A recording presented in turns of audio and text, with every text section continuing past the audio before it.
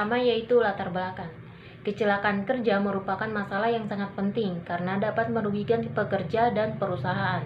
Pekerja dirugikan akibat cacat, sakit, bahkan kematian, sedangkan perusahaan mengalami kerugian pada sumber daya manusianya.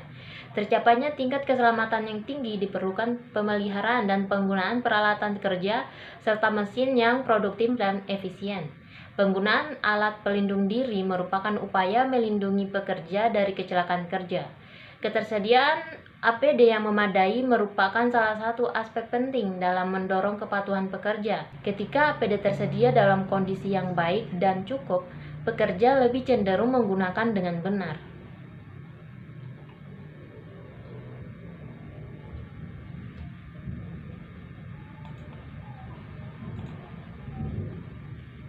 Namun walaupun seperti itu, di lapangan sering ditemukan bahwa pembagian APD masih bersifat merata tanpa mempertimbangkan tingkat paparan risiko masing-masing pekerja. Misalnya, pekerja administrasi yang jarang turun ke lapangan kadang mendapat APD yang sama dengan teknisi lapangan yang berhadapan langsung dengan mesin atau zat yang berbahaya setiap harinya. Hal ini menunjukkan kurangnya pemahaman dan pemetaan risiko kerja secara menyeluruh. Padahal, analisa kebutuhan APD harus mempertimbangkan jenis pekerjaan, kontak dengan risiko, serta durasi pekerjaan yang dilakukan di area berbahaya.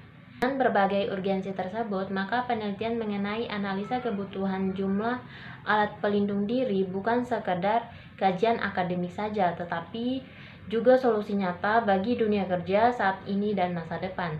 Penelitian ini tidak hanya menjawab persoalan praktis di lapangan, tetapi juga memberikan kontribusi teoritis terhadap pengembangan ilmu keselamatan kerja, manajemen sumber daya manusia, serta tata kelola organisasi yang bertanggung jawab dan berorientasi pada keberlanjutan. Dengan pendekatan ilmiah dan partisipatif, diharapkan penelitian ini akan menjadi pijakan awal menuju transformasi budaya kerja yang aman, adaptif, dan manusiawi. Adapun rumusan masalahnya yaitu yang pertama, apakah jumlah APD sesuai dengan kebutuhan berdasarkan jenis pekerjaan dan risiko di lapangan? Yang kedua, bagaimana hubungan kecukupan APD dengan tingkat keselamatan kerja di lingkungan kerja? Dan yang ketiga, apa rekomendasi jumlah dan jenis APD yang ideal untuk perlindungan pekerjaan secara optimal? Dan tujuannya yaitu selanjutnya tujuan penelitian. Tujuan yang pertama yaitu menganalisa kebutuhan antara jumlah APD yang tersedia dengan kebutuhan berdasarkan risiko pekerjaan. Yang kedua, mengetahui pengaruh kecukupan jumlah APD terhadap tingkat kecelakaan kerja. Dan yang terakhir, memberikan rekomendasi terkait jumlah dan jenis APD yang ideal untuk meningkatkan efektivitas keselamatan kerja. Mungkin itu saja dari saya, materi selanjutnya akan dibawakan oleh teman saya. Terima kasih. Berikutnya manfaat penelitian. Yang pertama ada manfaat praktis. Secara praktis, hasil dari penelitian ini dapat dijadikan pedoman atau acuan dalam penyusunan kebijakan, pengadaan dan distribusi APD di tempat kerja. Yang kedua, manfaat teoritis. Dari sisi keilmuan, penelitian ini memberikan kontribusi terhadap pengembangan literatur dan teori mengenai manajemen risiko K3 di Indonesia. Adapun penelitian terdahulu pada proposal ini yaitu yang pertama berjudul Analisis Penerapan Keselamatan dan Kesehatan Kerja K3 dalam Meminimalisir Risiko Kerja pada PT Pos Indonesia Persero Kantor Cabang Gunung Sitoli.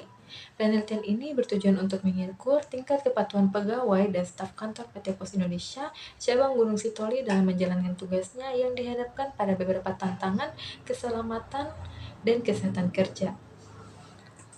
Lalu yang kedua, ada analisis risiko potensi kecelakaan kerja pada pekerja Departemen Persiapan Produksi menggunakan metode HIRADS, Hazard Identification, Risk Assessment and Determining. Penelitian ini bertujuan untuk mengukur tingkat potensi kecelakaan akibat kerja yang dialami oleh pekerja di Departemen Persiapan PT Mandiri Jogja Internasional saat aktivitas bekerja secara manual dan menggunakan mesin.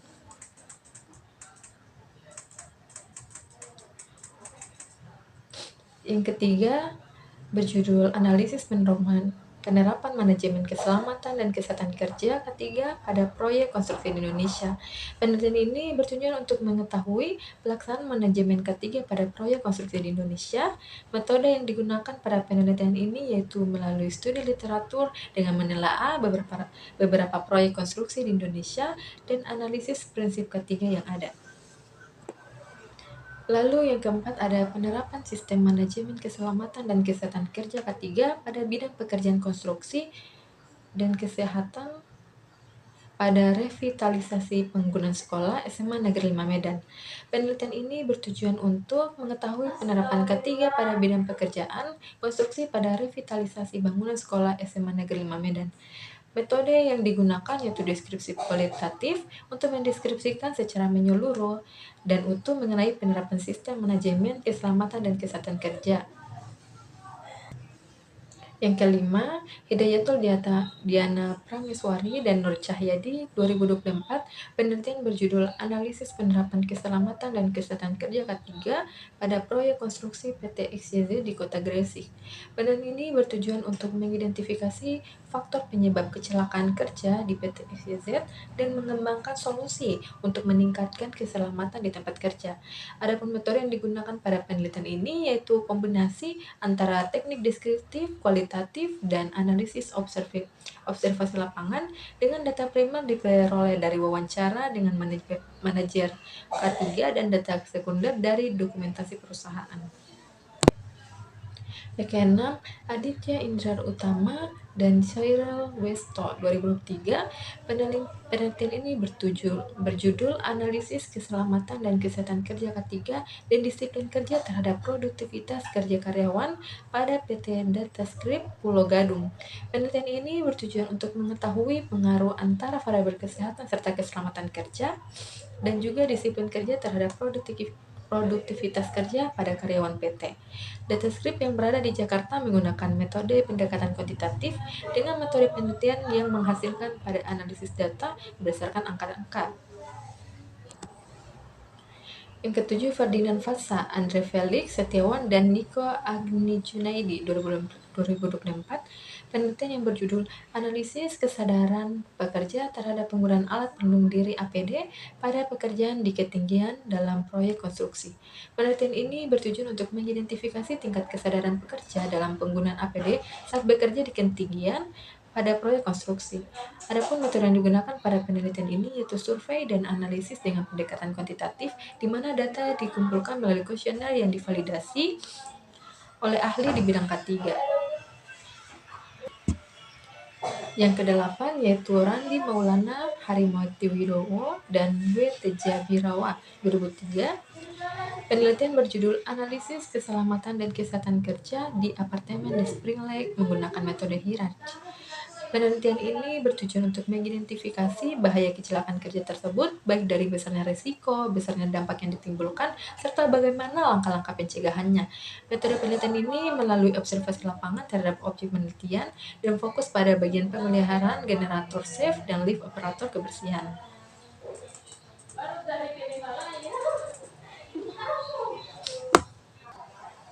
Nah, lalu untuk alat pelindung diri sendiri itu adalah seperangkat perlengkapan yang dirancang dan digunakan oleh pekerja untuk melindungi diri dari berbagai potensi bahaya dan risiko kecelakaan yang mungkin terjadi di lingkungan kerja. Fungsi utamanya yaitu untuk mengurangi atau menghilangkan paparan pekerja terhadap bahaya seperti benturan, tusukan radiasi bahan kimia berbahaya, kebisingan, suhu ekstrim, dan bahaya biologis.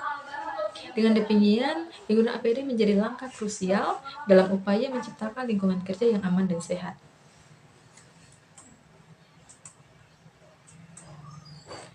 Jenis-jenis APD sangat beragam dan spesifik, tergantung pada bagian tubuh yang perlu dilindungi dan jenis bahaya yang ada di tempat kerja.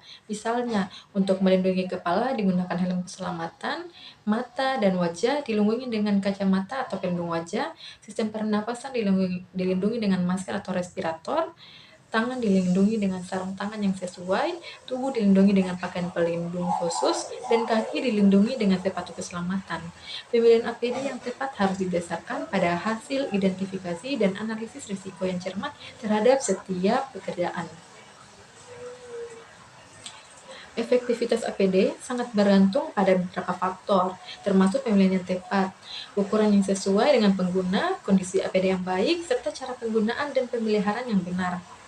APD yang rusak atau tidak sesuai ukuran tidak akan memberikan perlindungan optimal. Oleh karena itu, inspeksi rutin dan penggantian APD yang sudah tidak layak pakai merupakan bagian penting dari program keselamatan kerja.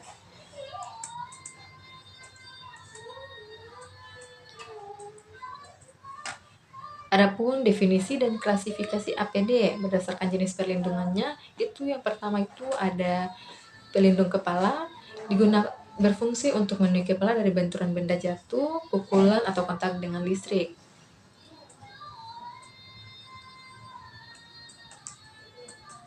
Dia berupa topi pengaman untuk melindungi kepala dari benturan ringan atau gesekan dengan benda-benda statis. Lalu ada tutup kepala untuk mencegah rambut tersangkut mesin atau kontaminasi produk.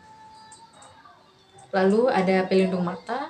Dalam pekerjaan konstruksi, bahaya yang mengintai mata sangat beragam, mulai dari debu dan serpihan material saat pemotongan atau penghalusan, percikan las atau bahan kimia, hingga benturan benda keras.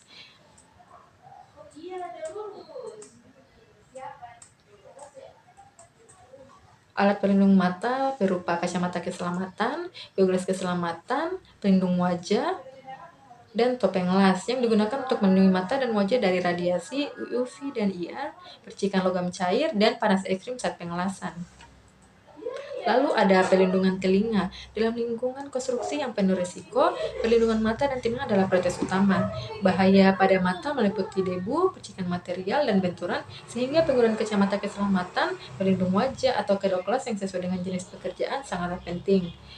Sementara itu, kebisingan ekstrim dari alat berat dan aktivitas konstruksi dapat menyebabkan gangguan pendengaran permanen yang dapat dicegah dengan penggunaan penutup telinga atau penyumbat telinga dengan noise reduction rating yang tepat.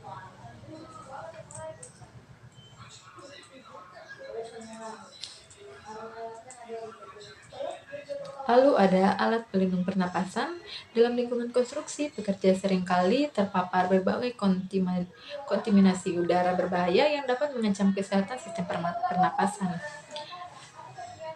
Debu seringkali dari pemotongan beton atau debu dari batu, debu asbes dari material bangunan lama, asap las yang mengandung partikel logam, uap cas, dan pelarut kimia, serta partikel debu umumnya dapat terhirup dan menyebabkan masalah kesehatan jangka panjang maupun jangka pendek. Selanjutnya pelindung tangan. Dalam industri konstruksi, tangan merupakan anggota tubuh yang paling sering terpapar risiko cedera. Berbagai aktivitas seperti mengangkat material kasar, menggunakan alat-alat tajam, menangani bahan kimia, hingga bekerja di lingkungan dengan suhu ekstrim dapat menyebabkan luka goresan, lecet, tusukan, iritasi kulit, bahkan cedera yang lebih serius seperti patah tulang atau amputasi. Oleh karena itu, penggunaan alat pelindung diri yang berfokus pada tangan menjadi esensial untuk melindungi pekerja dari berbagai bahaya dan memastikan keselamatan serta kenyamanan selama mereka bekerja. Selanjutnya, pelindung kaki. Di lingkungan konstruksi yang penuh dengan aktivitas fisik dan potensi bahaya, perlindungan kaki merupakan aspek krusial dalam menjaga keselamatan pekerja. Risiko cedera kaki sangat beragam, mulai dari tertimpa material berat, terinjak benda tajam, terpeleset ataupun tersandung di permukaan yang tidak rata ataupun licin, hingga paparan bahan kimia atau suhu ekstrim. Mengingat potensi bahaya yang signifikan ini, penggunaan alat pelindung diri atau APD pelindung kaki menjadi suatu keharusan untuk mencegah cedera serius yang dapat mengganggu mobilitas dan produktivitas para pekerja. Lalu ada metodologi penelitian. Jenis dan sumber data. Pengumpulan data dilakukan melalui observasi di lapangan serta membagikan kuesioner kepada staf dan para pekerja.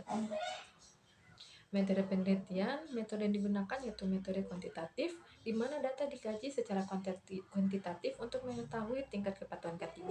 Lalu ada metode kualitatif, di mana data dikaji kualitatif untuk menghasilkan rekomendasi kebutuhan APD. Sekian, mungkin itu saja presentasi dari kami. Wassalamualaikum warahmatullahi wabarakatuh.